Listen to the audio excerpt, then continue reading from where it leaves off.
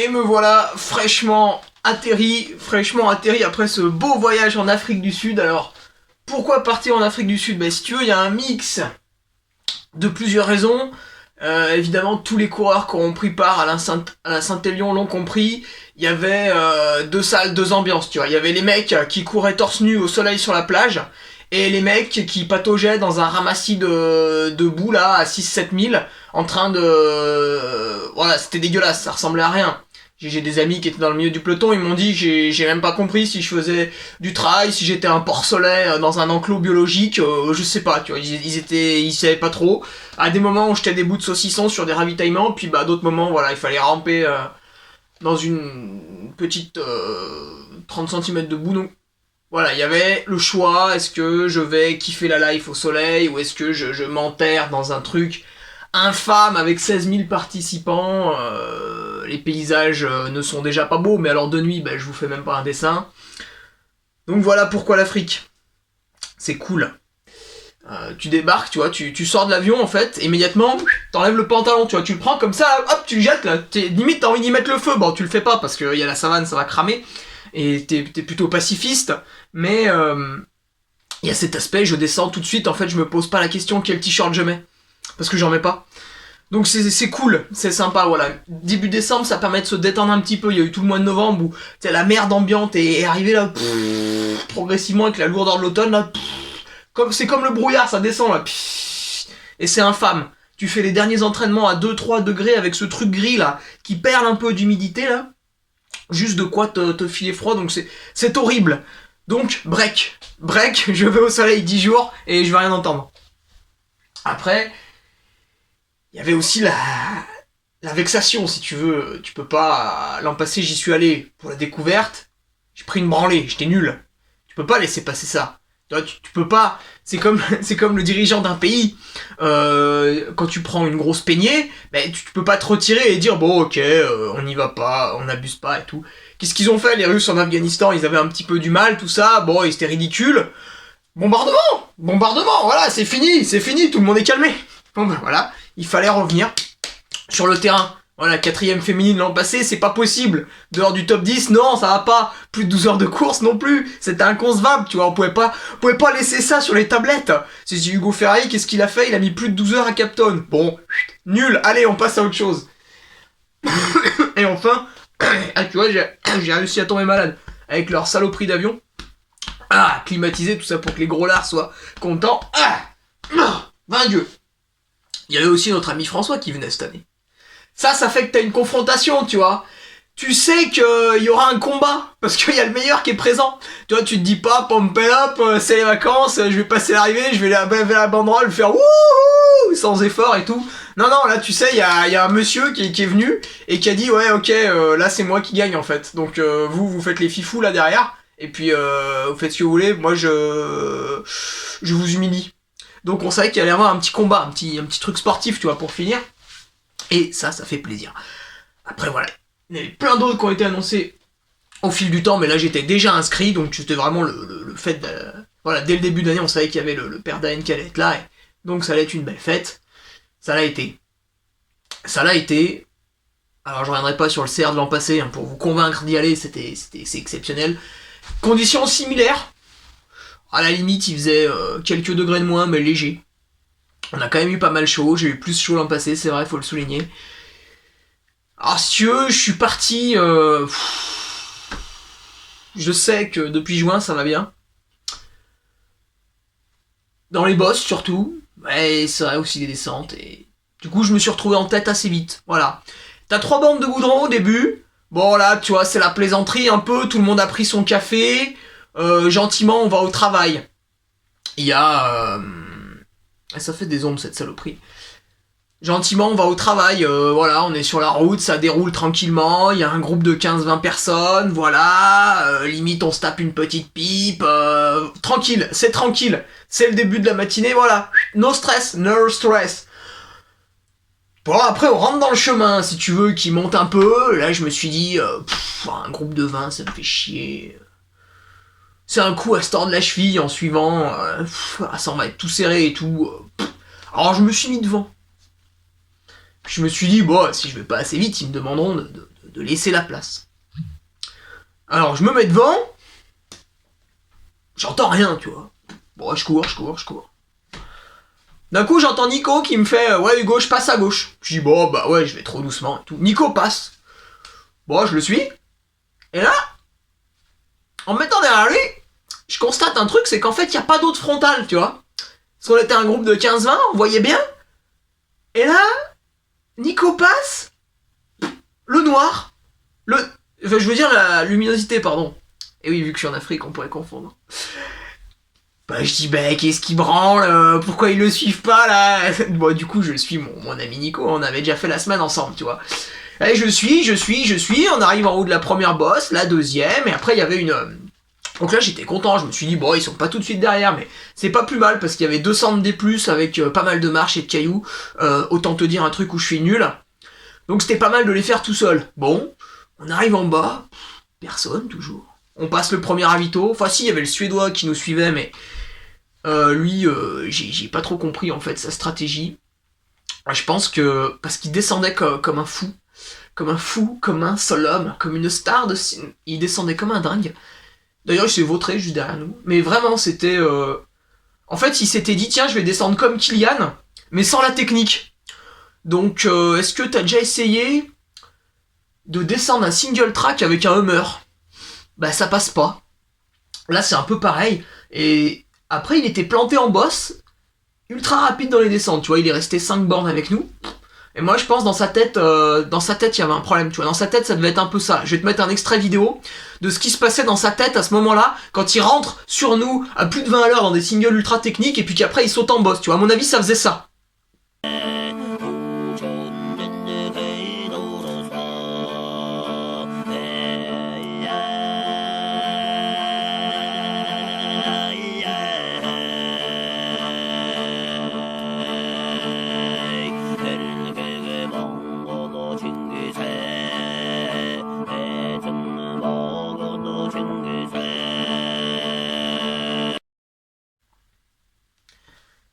Donc, il a rapidement abdiqué, évidemment.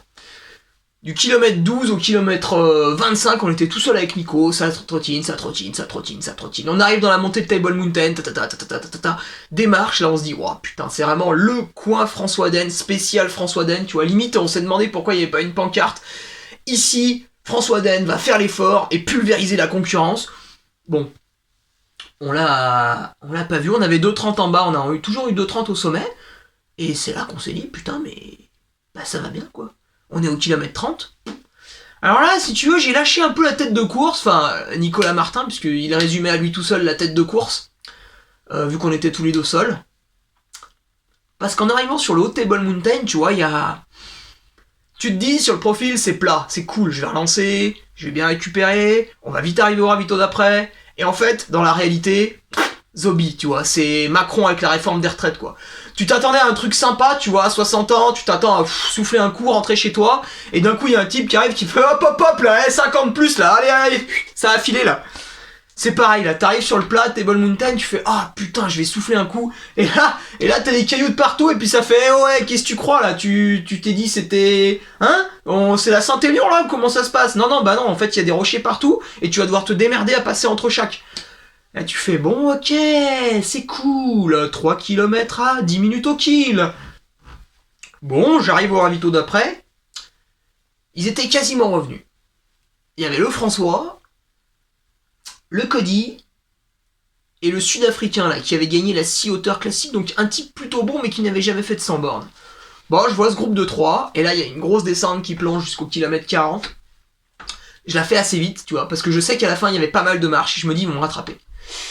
Arrivé au ravito d'après, ils m'ont pas rattrapé. Là, je me dis, bon, Hugo, t'es nul en descente, mais visiblement, ils sont pas magiques. Tu vois, il y a pas de... Là, moi, en fait, ce que je m'attendais à faire, c'était, est-ce que t'as déjà vu dans les films le type qui court à côté du train, tu vois, le pauvre blaireau, là, qui... Alors, soit il disait au revoir, là, de manière pseudo-romantique à sa chérie, puis il court à côté, soit il a raté le train, il court à côté, soit c'est la guerre et il veut monter dedans pour fusiller un peu des Allemands et il court à côté. Mais tu vois, cette image du type qui court, et le train qui passe en fait, comme ça là. Le double, tu vois, il y a rien à dire. Bah là, j'avais l'impression que ça allait faire un peu pareil. Hugo descend, Et puis le groupe on descend, tu vois. Ben non. J'arrive en bas, ils étaient pas là. J'ai dit bon, bah, pas casser la croûte, hein, on continue. Là, il y avait 5 bornes un peu mi-route, mi-jungle, tu vois, donc oh putain, le cancer. Et c'est à ce moment-là qu'ils sont revenus. Donc là, bah, je laisse passer Cody, parce que, bah, tu vois, j'ai pas non plus lui serrer la main. Je laisse passer le hollandais, ce sud-africain, ces cons-là, ils s'appellent Van quelque chose, alors, à chaque fois. Et mon François fermait la marche, donc j'en profite pour discuter un peu. Je lui dis, bah voilà, il y a Nico, il doit être 3-4 minutes devant. On échange brièvement, il me dit, ouais, bah, no stress, hein, parce que tous les mecs qui sont avec nous sont pas des top spécialistes de l'ultra, donc à voir dans le final. Je dis, ouais, tu sais, moi je suis derrière toi, je pense que déjà, là, il y a outrage, tu vois, il y a outrage à agent, à mon avis. Donc, plutôt que de prendre un stop de cowboy, je vais vite me détendre et rester derrière. Donc je suis mon François, etc. Alors je repasse devant juste avant le ravito du kilomètre 45 avant d'attaquer une belle portion de plage. Donc là encore sur la carte, tu vois, t'as 8 bornes comme ça. C'est plat.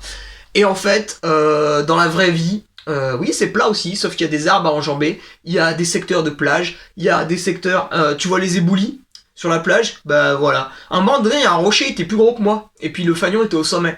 Donc voilà, c'était cocasse, hein, fallait monter dessus. Donc un beau bordel cette section, toujours avec mon groupe, on attaque la montée de Suffer Peak. Donc souffrance, bah tu t'en rends vite compte en fait quand au milieu de la montée, t'es en train d'attraper des chaînes pour te hisser en haut de la putain de falaise. Donc là c'est le moment où tu te dis, tiens, au bout de 2 heures on avait 12 de moyenne, là à mon avis si on est à 2 c'est propre, c'est honnête. Et c'est là que le François est parti.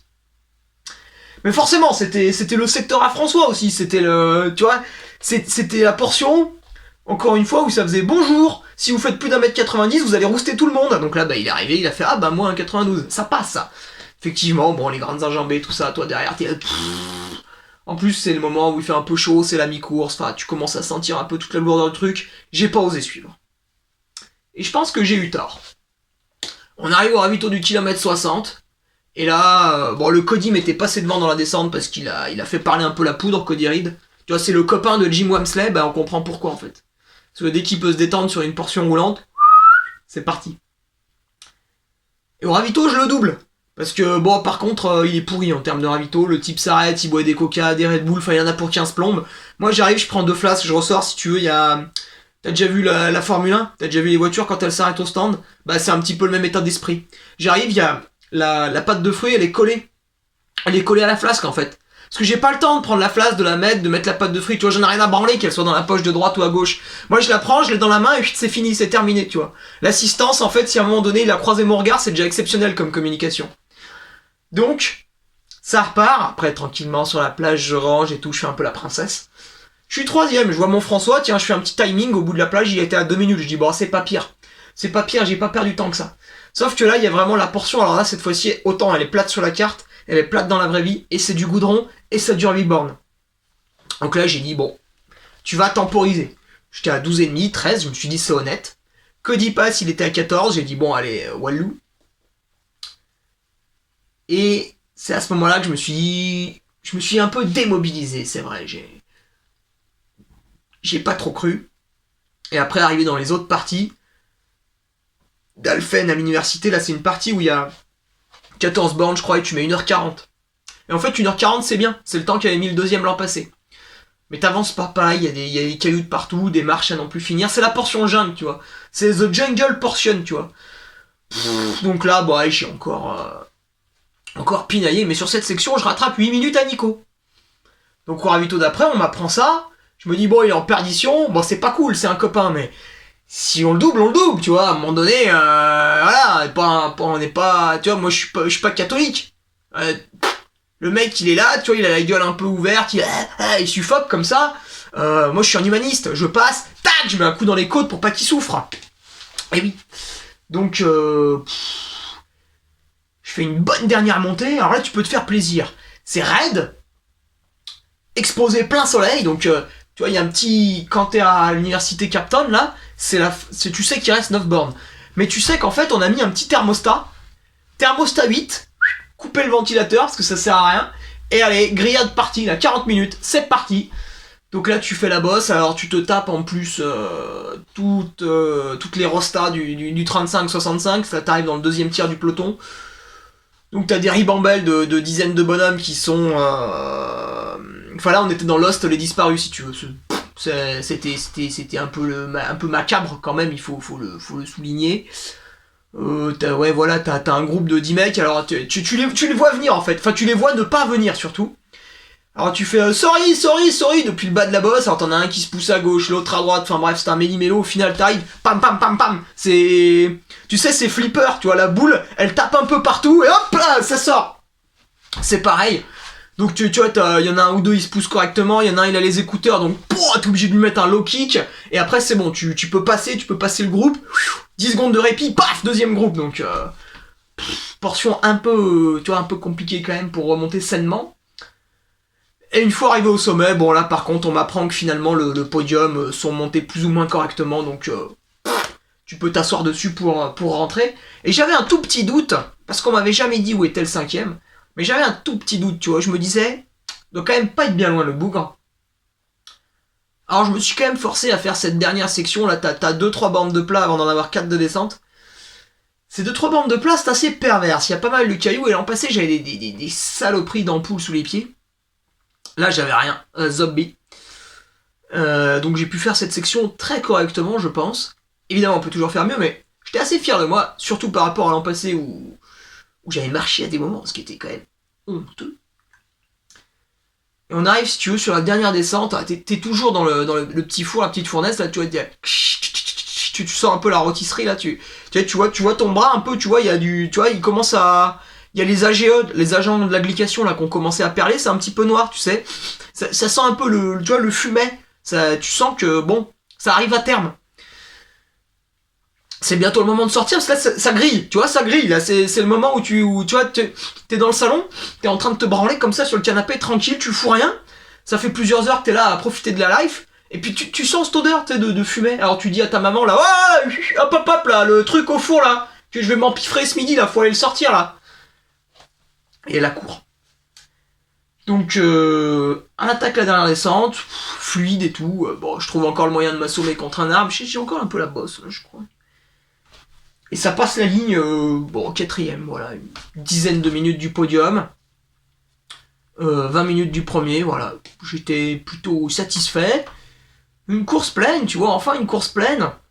Et ça fait plaisir, parce que quand tu prends un billet à 500 boules, que tu partes chez toi une dizaine de jours, tu vois, si c'était pour revenir encore, comme après le 90 et comme après l'UTMB, tu vois, déçu, parce que t'as fait des conneries, parce que ceci, parce que cela, ça fait chier. Donc là, j'y suis allé avec une forme correcte, où je dirais que j'avais au moins la même au départ du 90 et de l'UTMB. Après, la préparation n'a pas été non plus optimale avant Capton. Si tu veux, j'y allais au début plutôt dans la philosophie de faire une course sympa en fin d'année, sans réel objectif. Alors évidemment, plus ça approche, plus tu mets quand même un tant soit peu de volonté. Mais très honnêtement, il n'y a pas eu d'énormes sacrifices pour préparer cette course. Je sortais 2 mois avant d'un record de D+, qui sert pas à grand chose pour faire ça. Encore un mois avant l'UTMB. Je pense que la saison était déjà très pleine. À mon avis, avec de la fraîcheur, je peux faire mieux. Voilà, il y a tout un tas de trucs qui me font dire que... Putain, en fait, tu vois, la gagne n'est plus ce truc irréel qu'on ne comprend pas. La victoire sur une manche World Tour, c'est quand même Cody Reed, c'est pas Joel Clodo. Derrière lui, il y a François Den, ok, il était pas en forme, mais si tu veux, François Den pas en forme, c'est pas non plus un mec qui se pignole à 500 ITRA. Tu vois, François Den pas en forme, ça vaut du 850. Tu vois, à un moment donné, même s'il est pas en forme, en fait, la base est tellement élevée. Tu vois, la base, si tu veux, elle fait la taille, tu vois Grenoble. Au-dessus, il y a des montagnes, là. Ça monte jusqu'à 2000 à Champs-Rousse. Bah voilà, ça, c'est la taille de la base de François Den, tu vois. C'est pour ça qu'il a pu bien s'asseoir dessus pendant l'échappée belle. Il reste excellent. Le Nicolas Martin, c'est son premier 100 bornes, il coince un peu avant l'arrivée. Néanmoins, voilà, la bête va au bout, il met quand même 10h15, 10h20. C'est pas vilain. Toi, t'arrives derrière, Pampelop, voilà, ça va. Tu vois, c'est... Avoir été pendant 60-65 bornes avec eux, en fait, tu te dis, putain, c'est pas C'est pas comme quand Pao part au premier kilomètre de l'UTMB où il compte même pas pour toi, tu vois, il y a une autre course, quoi. Là, non, tu sens vraiment que, tiens, si j'aurais fait ça, ça, ça et ça, je gagnais une là, 2 minutes là, 3 minutes là, 1 minute là. Putain, en fait, j'avais tant d'avance à cet endroit-là, autant il me rattrapait pas avant l'autre montée, autant ceci, autant cela. Donc tu comprends, tu vois, tu vois la démarche. Et ça y est, ça se met en place. C'était pareil au 90 du Mont Blanc, j'arrive en haut de la première bosse, bon, il y avait Patrick, il y avait Xavier. À aucun moment je me suis dit, tiens, j'ai forcé pour être là. Je comprenais comment faire pour être là. Donc c'est pareil, bon après j'ai raté la boisson, ça c'est une autre histoire. J'ai, on va dire, sabordé ma course avec peut-être un stress aussi d'être si bien, tu vois, du coup le cerveau a un peu jonglé. Et c'est pour ça fait du bien, tu vois, tu fais quatrième hein, juste derrière les meilleurs, là, hop, tu te poses là, tu t'assois, t'es confiant, tu te dis, ah, oh bah ça va, c'est pas méchant, ah c'est bon, c'est pas la peine de stresser, donc là je vais pouvoir retourner un petit peu sur mon 90 km du Mont Blanc, ou la Western, on va voir sur le tirage, tu vois, il a lieu un peu maintenant là, aux États-Unis, faut que je regarde, mais j'ai pas. J'aimerais bien retourner quand même au 90, mais bon.